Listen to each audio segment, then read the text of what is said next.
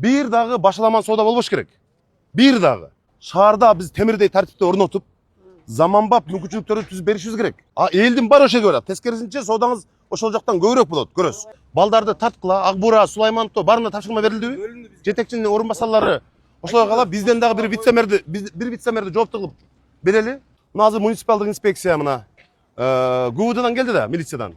Балдардын бардыгы мына мэриянын тиешелүү бөлүм башчылары бардыгы. Бул жерде мына ушул жерде бир дагы башаламан соода болбош керек. Бир дагы. Күн сайын, саат сайын, мүнөт сайын ушул жерде тургула.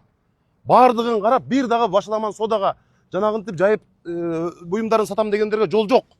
Аларды өтө катуу карагыла. Эгерде соода кылам десе, мына Ош базардын, Жаңы базардын жетекчиси келдиби? Сизби?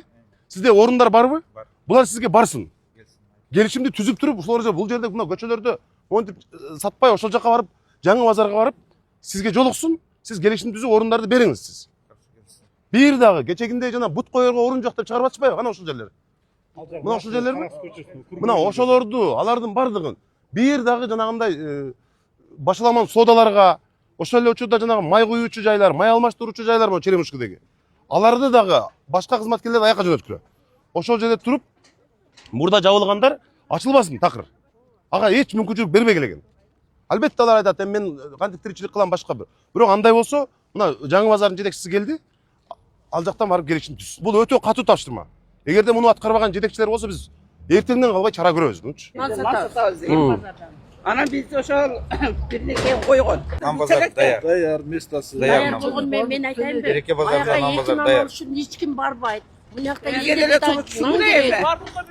Эже, азыр мен сизди түшүнөм. Сиздин тиричилигиңиз бар, бала чакаңыз бар, анын баарын түшүнөм. Бирок шаарда биз темирдей тартипти орнотуп, заманбап мүмкүнчүлүктөрдү түзүп беришибиз керек.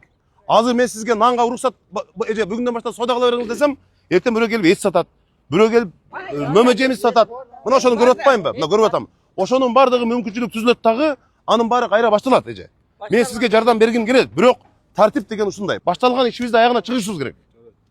Анан бардыгын азыр уруксат десең, азыр башталат кайра.